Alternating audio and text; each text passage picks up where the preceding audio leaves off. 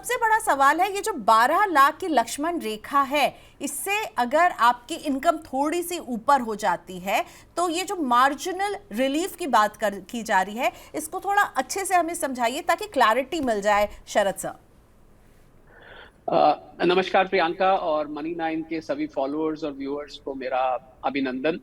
बिल्कुल आपको याद होगा ये लिमिट पहले 7 लाख हुआ करती थी, जिसको रिवाइज करके 12 लाख किया गया है। और ये तो सबको पता ही होगा कि सेक्शन 87A के अंतर्गत आपको ये 7 लाख पहले या 12 लाख अब नए प्रपोजल्स के अंदर रिबेट मिलता है। और ये भी मेरे ख्याल सबको पता लग गया होगा, जो उस दिन बहुत सारे लोगों के मन में सवाल आ रहा था कि एक तरफ तो स्लैब्स हैं 0, 4, 8, 12 और फिर संसद तक से ऐसी आवाजें आ रही थी, और दूसरी तरफ 12 लाख है। तो ये कंफ्यूजन क्या है? तो ये रिबेट की वजह से होता है, यानी कि अगर आपकी 12 लाख तक है, वहीं से आपकी बात निकल के आती है कि जो ही 12 लाख की, ये बिल्कुल ठीक कहा आपने, लक्ष्मण रेखा पार होती है और मान लीजिए आपकी 10,000 रुपए भी 12 लाख से ऊपर हो जाती है। पहले तो मैं प्रियंका ये स्पष्ट कर दूं कि हम जनरल टैक्स पेयर्स की बात कर रहे हैं। अगर आप सैलरी टैक्स पेयर हैं तो ये इसको आप 12,75,000 मान सकते हैं, यानी कि स्टैंडर्ड डिडक्शन भी मान सकते हैं। पर कैलकुलेशंस की आसानी के लिए हम अभी 12 लाख रुपए को ही लेके चल रहे हैं, जिससे कि सभी फॉलोअर्स और व्यूअर्स को समझने में इसको और देखने में आसानी रहे।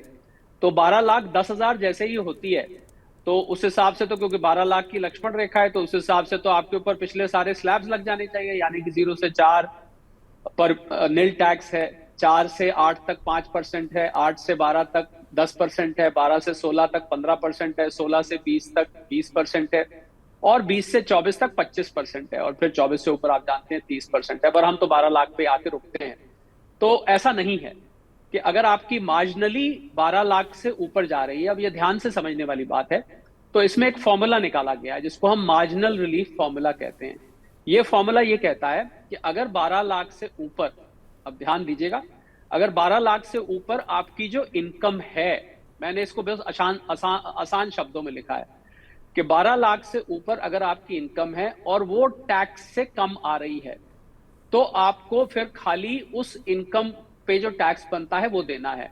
वरना आपको, अगर आप उस थ्रेशोल्ड को क्रॉस कर जाते हैं तो फिर टैक्स देना है। मैं उदाहरण लेता हूं, जैसे 12,10,000 पे जो इनकम आ रही थी, वो उदाहरण के तौर पे 63,000 के आसपास टैक्स आता है।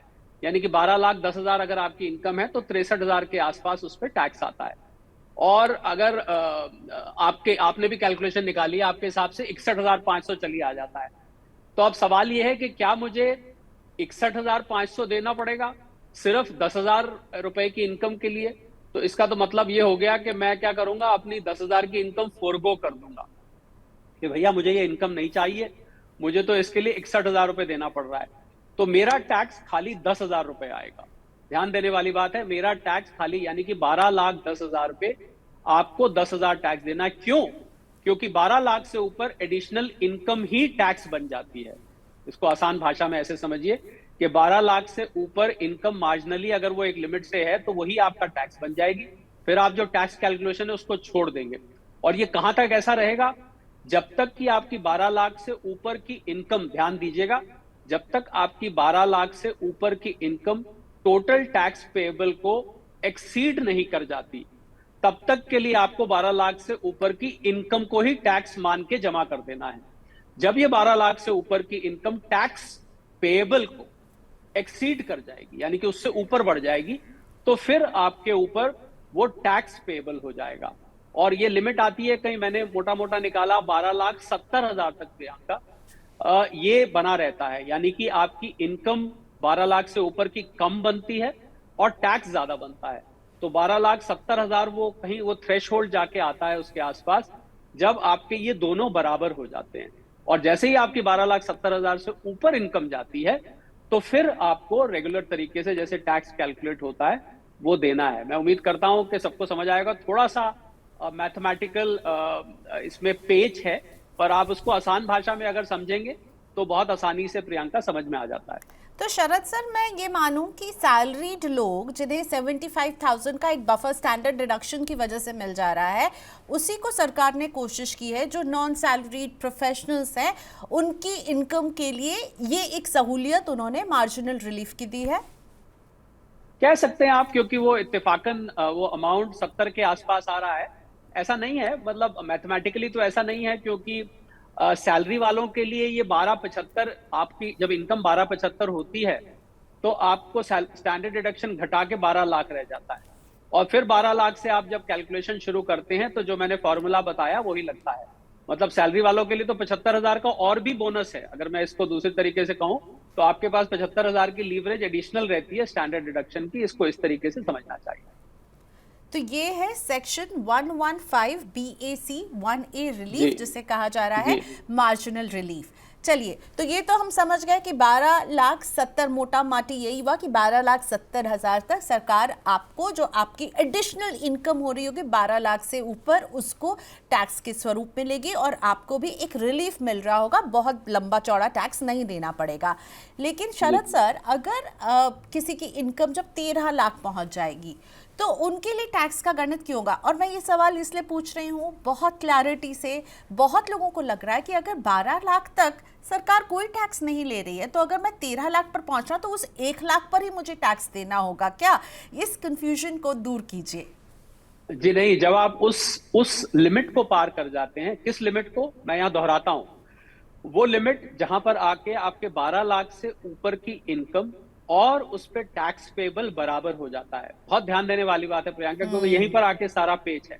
यानी कि 12 लाख से ऊपर की आपकी इनकम और उस पे टैक्स पेबल आके जब बराबर हो जाता है, इस लिमिट को जब आप पार करते हैं तो फिर आपको वो इनकम नहीं देखनी है, फिर आपको वो टैक्स देखना है। तो आपके सवाल पे मैं वापस आऊं तो अगर आपकी 13 लाख रुपए की इनकम है तो फिर आपके ऊपर 78,000 रुपए का टैक्स आ जाता है। यानी कि आप उस लिमिट को पार कर चुके हैं जहां पर ये मार्जिनल, इसको ऐसे समझ लीजिए 115 BAC 1A की जो लिमिट है, आप उस लिमिट की रेखा को पार कर चुके हैं। तो दो रेखाओं की बात करते हैं हम प्रियंका। चलिए, आपने क्योंकि लक्ष्मण रेखा से शुरू करी, एक तो लक्ष्मण रेखा है 12 लाख की, पर यह लक्ष्मण रेखा सरक के चली जाती है वहां तक जहां पर आपकी 12 लाख से ऊपर की इनकम और उस पे कैलकुलेट किया जाने वाला टैक्स एक बराबर हो जाता है। ये लक्ष्मण रेखा सरक के वहां तक आ जाती है। और जैसे ही आप उस मार्जिनल रिलीफ की लक्ष्मण रेखा को पार करते हैं तो फिर ये मार्जिनल रिलीफ वाला फॉर्मूला भूल जाइए और जो टैक्स आपका बनता है, जैसा कि आपने कहा 13 लाख पे जब हमने कैलकुलेट किया तो 78,000 रुपए का टैक्स आ गया। तो आप देख रहे हैं कि इसका पर्पस क्या है। इसका पर्पस ये कहा गया है कि ऐसा नहीं है कि एकदम से आपने 12 लाख पे किया और आपको एकदम से 12 लाख पे करते ही बहुत सारा टैक्स देना पड़ गया। ये जब 7 लाख थी प्रियंका, तब भी ये रिलीफ होता था। मैं आपको बता दूं, जब 7 लाख थी तब भी हम करीब 7,25,30 हजार रुपए तक टैक्स नहीं आता था। तो इसीलिए सरकार ने ऐसा कहा कि 1 रुपया भी आपने पार कर लिया तो इसलिए तो आप तो इनकम ही अपनी छोड़ देंगे, आपको इनकम की ही कहेंगे मुझे नहीं चाहिए भैया, ये तो मुझे जेब से देना पड़ रहा है, इनकम तो बात की बात है, तो मेरी जेब से जा रहा है। इस एनॉमली को ओवरकम करने के लिए, इस एनॉमली से बचने के लिए ये मार्जिनल रिलीफ का प्रावधान बड़ी इंटेलिजेंटली किया गया और मैं समझता हूं लोगों को समझना भी बहुत जरूरी है। और जो लोग इस लक्ष्मण रेखा के आसपास आते हैं उनके लिए इसका इस्तेमाल करना भी बहुत जरूरी है। क्या बात है शरद सर, इतना क्रिस्टल क्लियर आपने कर दिया। जिसको भी ये कंफ्यूजन हो रहा होगा, शरद सर की इस बातचीत से समझ में आ जाएगा कि किया क्या है सरकार ने। तो it was so nicely explain, मेरा भी सारा कंफ्यूजन आपने दूर कर दिया। अब मैं चाहती हूँ आप टैक्स एक्सपर्ट से अब इकोनॉमिस्ट का हैट लगाइए और मुझे ये बताइए कि इस बजट में ये बिग बैंग टैक्स रिलीफ जो सरकार ने दिया है, मैं तो नहीं एक्सपेक्ट कर रही थी, आप एक्सपेक्ट कर रहे थे, और आप इसका क्या रैशनल देख रहे हैं? देखिए प्रियंका, थोड़ा सा फोकस केपेक्स, हालांकि केपेक्स अभी भी बहुत कम नहीं है, पर थोड़ा सा फोकस केपेक्स से शिफ्ट करके कंजम्पशन पे आया है। अब मुझे लग रहा है प्रियंका, अर्थव्यवस्था की जो इस समय परिस्थिति थी ना, वो ये डिमांड करती थी और बहुत सारी आवाजें उठ रही थी। आपके चैनल पे भी, मनी 9 पे भी, अन्य प्लेटफॉर्म्स पे भी बार बार ये बात कही जा रही थी कि अब हाई टाइम है कि लोगों को रिलीफ दिया जाना चाहिए। एक तो लोग महंगाई से त्रस्त थे, हम सब जानते हैं, खाने पीने की महंगाई ने, आपके शो पे भी, आपके चैनल पे भी मैंने पहले बात करी थी कि खाने पीने की महंगाई से लोग वाकई परेशान थे। मैंने, आपको याद होगा, एक ATP इन्फ्लेशन की बात की थी, आलू टमाटर प्याज। तो किचन में जो लिस्ट जाती है, बनिए को जो लिस्ट, या डिपार्टमेंटल स्टोर जब आप एक लिस्ट लेके जाते हैं ग्रोसरीज की, आपके रेफ्रिजरेटर में और किचन में जो सामान पड़ा होता है मॉड्यूलर शेल्फ में, नहीं मॉड्यूलर शेल्फ है तो कोई बात नहीं, आपके इधर उधर खानों में पड़ा होता है, वो लिस्ट महंगी हो गई थी। तो उसको लेके इन्फ्लेशन बहुत सरदर्द बनी हुई थी सरकार के लिए भी और रिजर्व बैंक ऑफ इंडिया के जो अभी आउटगोइंग जो अभी गए हैं गवर्नर साहब शक्तिकांत दास जी, उन्होंने तो यहाँ तक कह दिया था कि ये बहुत स्टबन हो गई है, बहुत एडमेंट है, सरदर्द से उनके लिए बन गई थी। तो मुझे लगता है उसकी वजह से कंजम्पशन स्लो डाउन दिख रहा था। और हमारी अर्थव्यवस्था प्रियंका आप जानते हैं 60% से भी ज्यादा, अभी इकोनॉमिक सर्वे में आया 61% के करीब हम कंजम्पशन से बनते हैं, यानी कि हमारी जीडीपी का जो कॉम्पोजिशन है वो कंजम्पशन से बनता है। तो कंजम्पशन को बूस्ट करने का तो तरीका प्रियंका यही है कि लोगों की जेब में पैसे डाले जाए, पैसे होंगे तो कंज्यूम करेंगे ना आप और हम, जाके सर्विसेज लेंगे, हम जाके गुड्स खरीदेंगे। तो कंजम्पशन थीम को रखते हुए बजट बनाया गया। और मिडिल क्लास के जो मिडिल क्लास की थीम थी, मैंने तो बजट को प्रियंका टाइटल दिया मखाने से लेके और मिडिल क्लास तक, मिडिल क्लास से लेके महालक्ष्मी तक। तो ये टाइटल दिया को मखाना बोर्ड बिहार में बनाया गया। तो एक लोग सोच रहे थे भाई बजट का मखाने का जिक्र और राष्ट्रीय बजट में, यूनियन बजट में मखाने का जिक्र, तो मैंने उसको टाइटल दिया मखाने से लेके मिडिल क्लास और मिडिल क्लास से लेके महालक्ष्मी। जो प्रधानमंत्री जी ने संसद में जाते टाइम बोला था कि महालक्ष्मी की कृपा हो, वाकई कृपा हो गई, क्योंकि 30,000 रुपए से लेके 1,10,000 रुपए तक टैक्स पेयर्स का फायदा होना, मुझे लगता है ये थोड़ा अनप्रेसिडेंटेड है।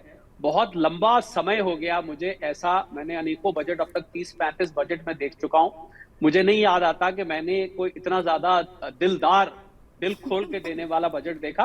तो ये बिल्कुल ये थीम थी, और ये मुझे लगता है कि ये थीम को कंजम्पशन पे शिफ्ट किया गया, और कंजम्पशन पे शिफ्ट करके अब इसका असर कब दिखेगा। अब सवाल ये उठता है, लोग ये सोच रहे हैं, अब आपको देखिए रिलीफ तो मिलना शुरू होगा जब आपकी अगली टैक्स कैलकुलेशन होगी।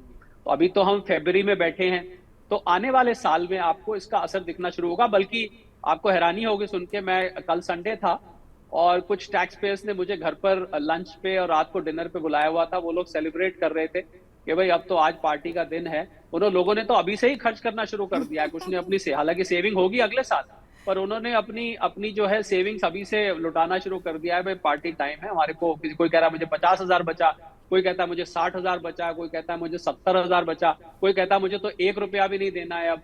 तो मुझे लगता है इसको लेके टैक्स पेयर्स के मन में भले ही उनकी गिनती प्रियंका कम हो गई है, वो जो 2-3 करोड़ की यादें आपको मैं बात कर रहा था आपके शो पे, उनकी गिनती अब टैक्स पेयर्स की और कम हो जाएगी।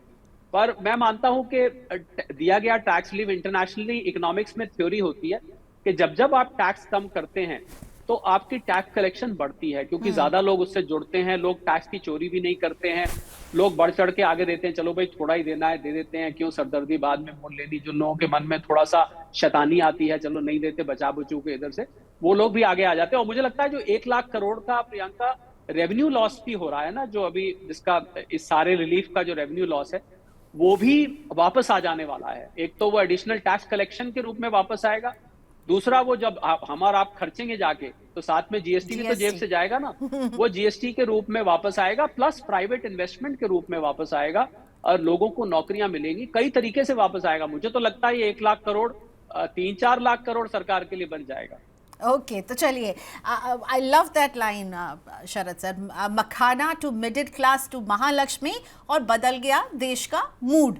अब जो है सब कह रहे हैं, अभी तक जो है निर्मला सीतारमण को जितने क्रिटिसिज्म लोगों से झेलना पड़ता था, मुझे लगता है इसने उन सारे दुख दर्द को वाइप आउट कर दिया है। लेकिन शरद सर, ये सारी छूट हमें न्यू टैक्स रिजीम में मिलेगी, तो इन्होंने जो है एक तरह से कुछ नहीं किए हुए ही ओल्ड टैक्स रिजीम को एक तरह से एकदम ठंडा ही कर दिया, ठंडे बस्ते में वो अपने आप ही चला जाएगा। अब आपको लगता है न्यू टैक्स रिजीम में ज़्यादा लोग आएंगे? My first question. और मेरा second question, new tax regime में एक निवेश जो अभी आपको टैक्स बचाने में मदद कर सकता है वो रहेगा एनपीएस। आपको लगता है जो लोग मान लीजिए जिनकी इनकम 13 लाख तक हो रही है, वो चाहे सैलरीड हो या नॉन सैलरीड हो, अब तो एनपीएस के दरवाजे सबके लिए खुले हैं, उनके लिए एनपीएस का निवेश बहुत ही एक अच्छा ऑप्शन अब बचता है। तो 2 क्वेश्चंस मैंने पूछे आपसे, एक कि अपने आप ठंडे बस्ते में चला जाएगा अब ओल्ड टैक्स रिजीम, ज़्यादा लोग अब लग रहा है माइग्रेट कर जाएंगे न्यू में, और न्यू में एनपीएस की छूट, इसे इग्नोर नहीं करना है लोगों को। जी हाँ प्रियंका, बिल्कुल। देखिए आपको याद होगा आप ही के साथ एक पहले इंटरेक्शन में मैंने बोला था कि ओल्ड टैक्स रिजीम सौतेली हो चुकी है। अब देखिए यहाँ मैं सौतेला वर्ड ये फिल्मों से ज्यादा आया है। सौतेला आप देखिए पुरानी फिल्मों में सौतेली कोई माँ होती थी या कोई सौतेला होता था, उसका व्यवहार थोड़ा सगे से फर्क होता था। मैं फिल्मों का जिक्र करके कह रहा हूँ, मैंने वहां से ये सौतेला टर्म उठाया जरूरी नहीं कि सौतेली माँ या सौतेला बच्चा जो है वाकई में उसके साथ व्यवहार ऐसा होता है, पर मैं उस थीम को लेके चल रहा हूँ। मुझे लग रहा है old tax regime Priyanka ventilator पर है, और ये एक नेचुरल डेथ, इसकी नेचुरल डेथ होगी। लोग बार बार कहते थे कि क्या new tax regime, old tax regime को हटा लिया जाएगा, क्या उसको खत्म कर दिया जाएगा, तो ये तो हुई उसको उसको डेथ, उसको मार देना। पर अब ये नेचुरल डेथ जा रही है। नेचुरल डेथ का मतलब है 72% लोग प्रियंका इस बजट अनाउंसमेंट से पहले ऑलरेडी न्यू टैक्स रेजिम में टैक्स पेयर्स आ चुके थे। मेरा ऐसा अनुमान है, मेरी एक calculation back of the envelope calculation कहती है कि करीब 90 to 95% लोग अब न्यू टैक्स रेजिम में आ जाएंगे, यानी कि बहुत कम लोग। और आप ये नहीं आपने पूछा कि कौन लोग बचेंगे ओल्ड टैक्स रेजिम में, अब जो लोग होंगे, ये बड़ा अच्छा एक सवाल मेरे मन में आ रहा था। मैंने सोचा आप नहीं भी पूछेंगी तो मैं आपकी इजाजत से बताना चाहूंगा कि अब वो कौन लोग होंगे जिनका अभी भी प्यार, अभी भी प्रेम, अभी भी लॉयल्टी ओल्ड टैक्स रेजिम की तरफ होगी। ये वो लोग होंगे जिनकी या तो 12 लाख और 15 लाख के बीच में इनकम होगी, क्योंकि 12 लाख तक तो आपकी वैसे ही माफ है, तो आप 12 लाख तक ओल्ड रेजिम में क्यों रहना चाहेंगे, क्योंकि आपका तो वैसे ही टैक्स जीरो हो जाने वाला है, बल्कि 12,70,000 तक आपका आपका जीरो हो जाने वाला है। तो 12,70,000 और 15 लाख के बीच में जो टैक्स पेयर्स होंगे, एक तो वो कैटेगरी हो सकती है, वो भी अगर उनके पास एटीसी का या चैप्टर 6A की एटीसी, एटीडी, एटीजी, एटीई, इन सब चैप्टर 6 से जो 80 फैमिली जिसको आप कहती हैं, उसकी अगर डिडक्शंस होंगी तो वो लोग शायद उसमें रह जाएं, या उन्होंने हाउसिंग लोन लिया होगा 2 लाख उनकी साल की इंटरेस्ट की रीपेमेंट जाती होगी, तो वो रहेंगे। या एक कैटेगरी और रहेगी हायर इनकम ग्रुप में, जिनका सैलरी का स्ट्रक्चर प्रियंका इस तरीके का है, ध्यान दीजिएगा, सैलरी का स्ट्रक्चर इस तरीके का है कि उसमें एचआरए कंपोनेंट बहुत ज्यादा है। मैं एक उदाहरण लेता हूं, मान लीजिए आपको 2 लाख सैलरी मिलती है और 1 लाख अलग से एचआरए मिलता है, यानी कि मेरी 3 लाख सैलरी है और उसमें से 1 लाख मुझे एचआरए मिलता है। तो उस एचआरए में वाकई में 1.5 लाख रुपए या 1.25 लाख रुपए रेंट देता हूं, या 1.25 लाख 1.5 लाख रेंट देता हूं, तो मेरा सारा एचआरए माफ हो जाता है। और मैंने हाउसिंग लोन भी लिया हुआ है, और मैं थोड़ा बहुत एटीसी में भी 1.5 लाख कर देता हूं, तो उस हालात में भी मुझे ओल्ड रेजिम शायद फायदेमंद हो जाए। तो मैं आपके जितने भी फॉलोअर्स और व्यूअर्स हैं उनको एक मशवरा देना चाहूंगा, वो ये कि जैसे ही ये नए स्लैब्स इनकम टैक्स पोर्टल पर अपलोड हो जाएं, जल्द हो जाएंगे, जैसे ये बिल पास होगा, अब तो नया इनकम टैक्स बिल भी आ रहा है, इस हफ्ते वित्त मंत्री महोदया ने इसका जिक्र कर दिया है, 300 से 150 सेक्शन के आसपास रह जाएंगे। इतनी मोटी किताब होती थी, अब इतनी रह जाएगी, तो सिंपल हो जाएगा, आसान हो जाएगा। तो जब इनकम टैक्स बिल पास होगा तो ये रेट्स अपलोड हो जाएंगे पोर्टल पे। तो इनकम टैक्स पोर्टल पे एक कैलकुलेटर दिया होता है, उस कैलकुलेटर में आप क्या करते हैं, अपने ओल्ड रेजिम, अपने फिगर्स डालते हैं और क्लिक करते हैं ओल्ड रेजिम, न्यू रेजिम, वो आपको एक कंपैरिजन करके दे देता है। तो जो इस कैटेगरी के लोग हैं, यानी कि 12,70,000 और 15 लाख के बीच के, और जिन लोगों का एचआरए और हाउसिंग लोन है, और एचआरए बहुत अच्छा खासा मिलता है उनको, हाउस रेंट अलाउंस, और वाकई में वो नकली वाली रेंट रिसीट नहीं, वो सचमुच वाली रेंट रिसीट, अगर वो वाकई में बहुत रेंट देते हैं, तो उन लोगों को एक बार पोर्टल पे जाके अपनी कैलकुलेशन चेक कर लेनी चाहिए कि आपके लिए शायद ओल्ड रेजिम अभी भी फायदेमंद हो। तो old regime is dying a natural death Priyanka, पहली बात। Old regime is on a ventilator Priyanka, is the second thing I would want to से।